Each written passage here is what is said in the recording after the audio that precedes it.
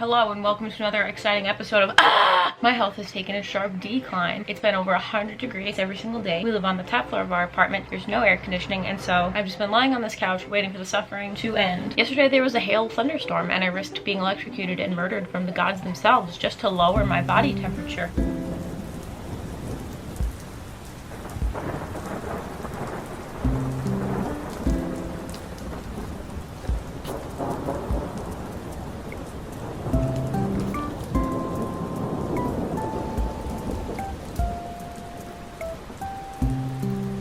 Point is that I've been sick, physically unwell, which then uppercuts my mental health. This happens. This is how life goes. You have stuff together, it falls apart a little bit. Your cat scratches up things he's not supposed to. Albus! So that's what this video is about, getting it all together again. I'm gonna go to the doctor now and get my blood drawn because I can finally stand.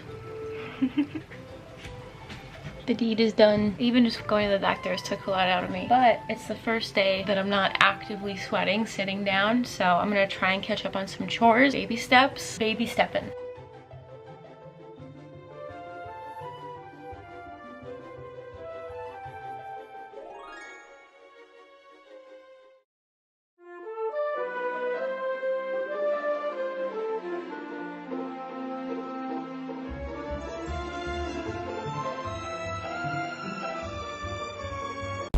What the fuck is this? Are those fucking wiggle fingers?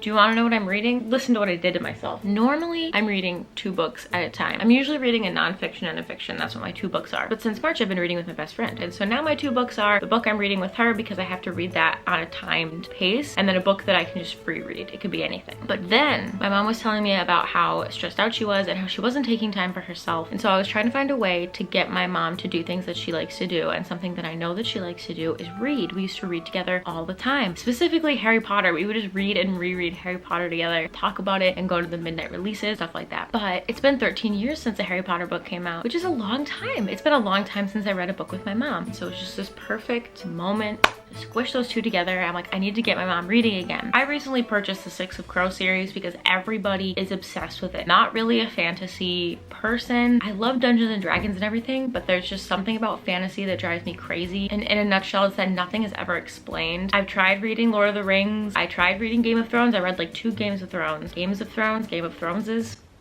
I find fantasy unnecessarily confusing. Giving everything a different name because you're in a different world is fine, but you need to explain what those things are. That's all I'll say. Everyone was saying that even if you don't like fantasy, like Six of Crows is for everyone. And so I got the 2 books and I bought the duology for my mom for her birthday. And we've been reading it. What is anybody talking about? What is a Grisha? Is it a type of person? Don't know. Is it a town? I don't think so. It's not on my map.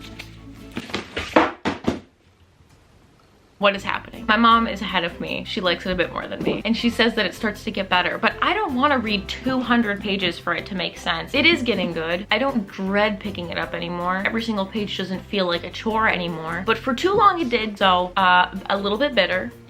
I have confidence that it'll get better, but I don't think I'll ever forgive it.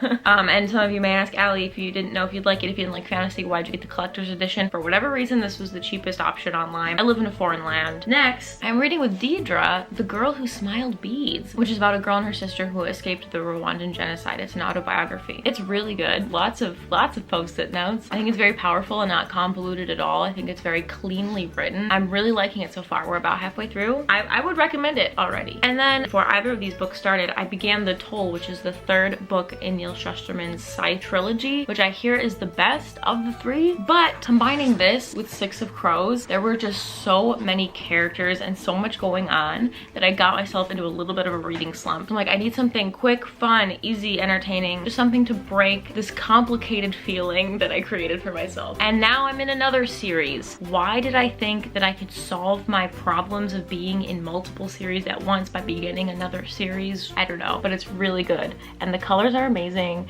and I don't know what's happening, but in a good way. It's intentional. It's not just like a book of inside jokes that you're not a part of. Are you talking about a race of people or a currency? I don't know. I don't know, leigh bardugo. Tell me. You don't know what's happening in a suspenseful, intentional way. So I very much like this. I can't wait to finish it, and I'll be sad when it's over. My cats are making so much noise. My camera is dying. We'll check back in later. I'm overwhelmed. Okay, it's been a few hours. I made significant progress in Six of Crows. In order to catch up with my mom, I read like 150 pages. She was right. It gets a lot better. Do I forgive? Never said that.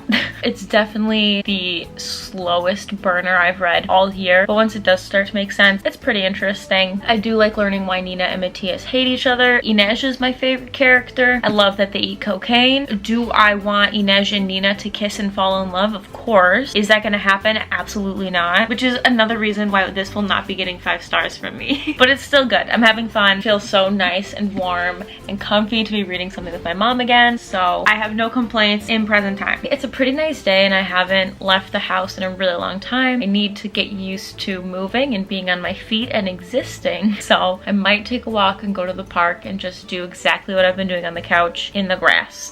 This isn't a very exciting day now, is it? But you gotta start somewhere.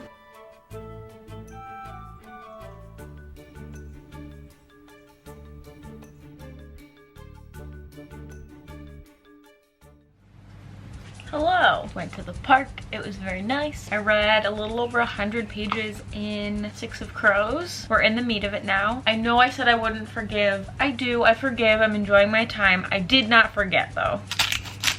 Part of me just wants to sit down and finish it. How far am I? Oh yeah. Oh, we are gonna finish this today, aren't we? Oh yeah. There's like 100 pages left. Are you kidding me? We're finishing it today. So right now I'm making some potatoes and some spinach and some kind of meat replacement. I'm using my funky soul spices. I just vacuumed. Gotta be more responsible. Do a little bit of fresh garlic, not that much. Some extra cumin. I think there's some in the funky soul spices. Yeah, there is, but I really like cumin. Onion flakes. And all my seasonings. Mix her up. Tiny little potatoes that I boiled already. And you're gonna crush them up a little bit. You're gonna take your fork and like hop each one. Hop is not a great verb when it comes to food typically. Trust the process. It's like mashed potatoes, but not. Like if mashed potatoes and like oven baked slices had a baby. Squish, squish, squish. I want more funky soul spices. So they should look like this. You see how they're all still in their potato, it's just the top is squished. Now all these little flecks are gonna get super crunchy and the bottom's gonna get crunchy, and then you kind of have like a mashed potato on the inside. Now we're gonna make them even more bad for you. This is the vegan butter that I like to use. Take your melted butter, put it over your potatoes. I didn't have our normal favorite cheese, but they did have my favorite cheddar. If you've been having a rough time, be it physically, mentally, spiritually, I recommend cheesy potatoes. Let's put them in the oven. I bake them at 240 degrees Celsius for about like an hour, but check them often because you just want them to be super crispy. It takes a while if you want them super crispy, which you probably do. That's the best way to eat them.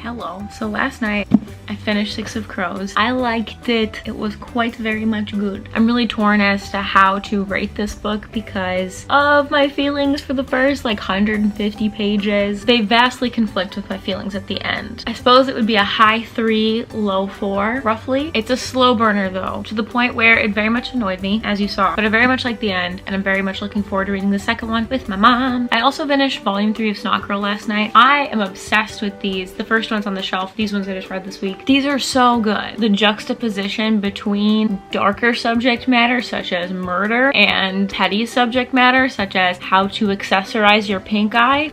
flawless. And then this morning I finished The Girl Who Smiled Beads, which is the book for Deidre and my book club. So I finished both of my book club books and some graphic novels on the side. Can you tell that I am reading for escapism? It's very good and I recommend reading it, especially if you didn't know anything about the Rwandan genocide like I did. But seeing as there is some time in between now and my 2 book clubs evolving, I will definitely be able to finish The Toll, and I think I would like to read Pet as well. Pretty small. I hear it's really good.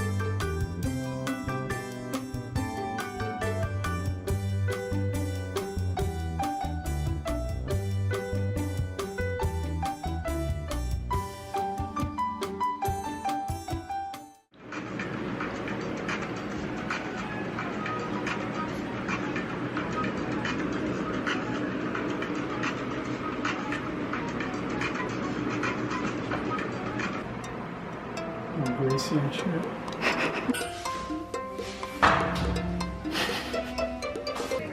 What if we got 2 plates?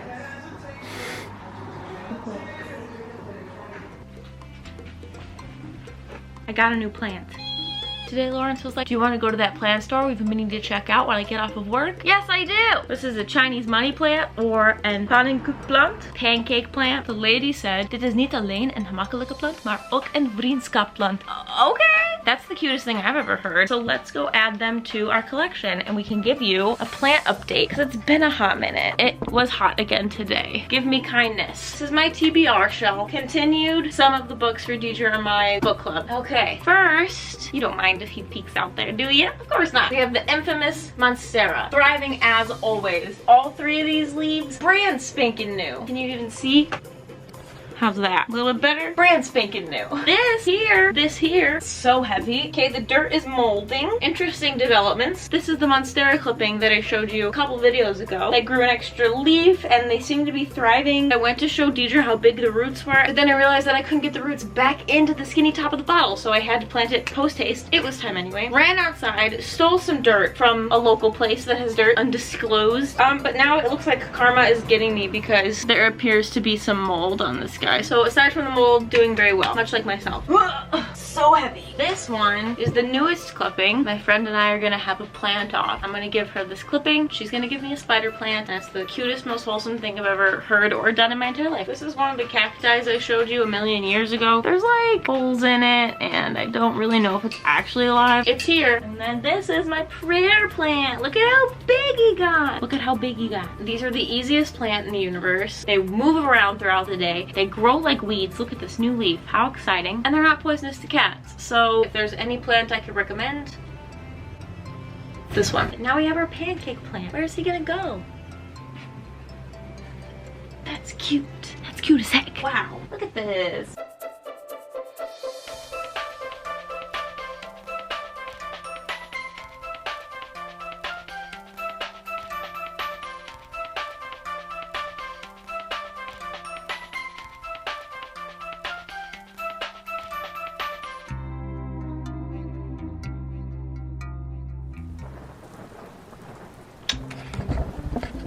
Oh, I finished The Toll, the last book in the Scythe trilogy. It was honestly my least favorite of the 3. The other 2 got 4 stars, this one got 3. I thought that way too much was happening. I think the book bit off a little bit more than it could chew, but in the end, I'm happy to have my questions answered. I was entertained. I liked it. But I also finished Pet, which I also don't have because it's on my favorite shelf downstairs. That book, do I even have words? I gave it a 5-star because it was so concise, to the point. It told its story. It covered some dark themes. It was playful. It was imaginative. It was very, very impressive. I just couldn't possibly find a complaint or anything that I wanted more of. It was just solid. So it got 5 stars. It takes place in a utopian future where all the isms are solved and a monster comes through a painting and the protagonist and the monster go hunting for what they thought didn't exist anymore.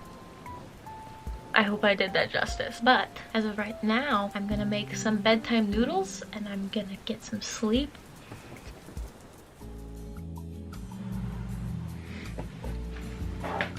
Okay, realized that I didn't mention why we got a celebratory plant yesterday. Pretty crucial. I had a one-on-one with my boss the other day. We touched base because, like I said in the beginning of this video, my health took a decline, and so I missed some work from that. I have really enjoyed editing this video because I could see myself starting to feel better the more that I took some time to rest and everything. I was getting more energy, I was getting more excited. We love to see it. I've been working since I was 14. I've worked in several restaurants, I've worked at a bakery, I've worked in a factory, I've worked in a lot of different places. I've never butted heads or had a poor experience with management, to put it simply. But then I moved here and I did have a job for a few months where I was fired for having to go to the emergency room. And I was told, and I quote, that they would not have hired me if they had known I was a sick person.